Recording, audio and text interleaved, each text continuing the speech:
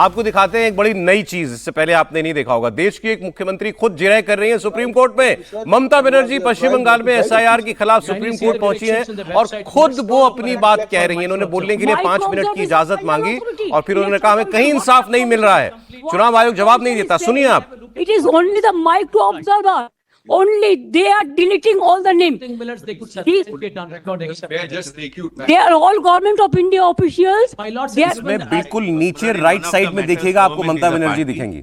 But the problem is that they are not allowing the people. Let the matter. They are not allowing the state officials. Possibly for most of the submission. They are not allowing the domicile certificate. They are not allowing the government certificate. Let that be a direction, Millets. We should be served the copies. May I just highlight? I have something. Yeah, I just want to highlight 2 points. If your lordship would just take up, I want to save time, so just go to my note for a moment. Just go back. But I want to intervene for 1 minute, if your lordship permits, Lord. We have written several letters to the state government to give us Group B, Lord, the Class 2 officers of the rank of SDM or equivalent, so that, my lord, EROs can be appointed. That's the standard pattern, my lord, that they should be Class 2 officers because they decide vital rights, papers and all. No, that has. Now they have given, my lord, only about 80 officers of that rank. Rest, all of them were given who were clerks and below, who are working under the pressure of the state government. Therefore, we had to appoint, my lord, micro observers who can assist, my lord, in case, my lord, they are in the confusion. So the fault lies with them. वहां पर चुनाव आयोग के भी वकील हैं और वो कह रहे हैं कि हमने एक सर्टेन क्लास के ऑफिसर्स मांगे थे, हमको नहीं दिए गए, ग्रुप के ऑफिसर्स नहीं दिए गए और नीचे के अफसर दिए गए। वो दबाव में काम कर रहे हैं सरकार के। ममता बनर्जी खुद अपनी बात वहां रख रही है सुप्रीम कोर्ट के सामने। अतुल भाटिया हमारे साथ जुड़े हुए हैं। अतुल, पहली बार देख रहा हूं मैं तो कि कोई चीफ मिनिस्टर ऐसे खुद जिरह कर रही है सुप्रीम कोर्ट में जाकर के और उसकी लाइव प्रोसीडिंग्स जो है वो लाइव टेलीकास्ट भी हो रही हैं। क्या कहा है ममता बनर्जी ने अभी तक?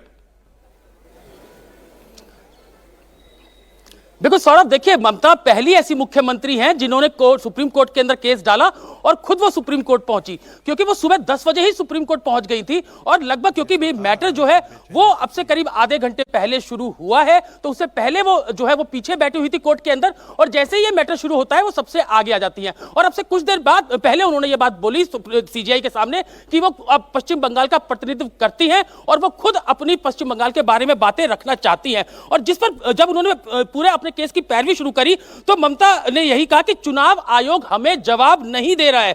और इसके अलावा उन्होंने कहा कि उन्हें कोर्ट ने पहले टोका और उसके बाद ममता ने कहा कि उन्हें पैरवी के लिए सिर्फ 10 मिनट चाहिए। यह ममता बनर्जी ने सुप्रीम कोर्ट में कहा। और ममता ने कहा कि जब इंसाफ दरवाजे के पीछे दम तोड़ रहा है, ऐसे वक्त में आप सुन रहे हैं, हम आपके आभारी हैं, यह ममता बनर्जी ने कहा। इसके अलावा ममता बनर्जी ने सुप्रीम कोर्ट में कहा कि कोर्ट ने ममता को टोका और कहा कि आपकी राज्य की पैरवी के लिए बड़े बड़े वकील हैं। आज शाम दीवान जो है वो ममता बनर्जी की तरफ से सुप्रीम कोर्ट में खड़े हुए। इसके अलावा कपिल सिब्बल जैसे वकील हैं जो कि हमारी सहायता करते हैं। ये सीजीआई ने खुद कहा कि आपके पास तो बड़े बड़े वकील हैं और आप खुद कोर्ट के अंदर आई हैं। और इसके अलावा सुप्रीम कोर्ट ने कहा कि हम पूरी कोशिश करेंगे कि समाधान निकले और कोई निर्दोष का नाम वोटर लिस्ट से ना छूटे। ये सीजीआई जस्टिस सूर्यकांत ने कहा। इसके अलावा ममता ने कहा कि मुझे अभी और अपनी बात रखनी है। ममता ने कहा कि मैं कुछ फोटोग्राफ्स रखना चाहती हूं, सब बड़े बंगाली अखबार में छपे हुए हैं। चीफ जस्टिस ने कहा कि हमें पहले ही 10 दिन डेडलाइन बढ़ा चुके हैं, ऐसे में हम और टाइम नहीं बढ़ा सकते, ये सीजीआई कह रहे हैं। ममता ने कहा कि एसआईआर प्रक्रिया सिर्फ नाम हटाने यानी कि सिर्फ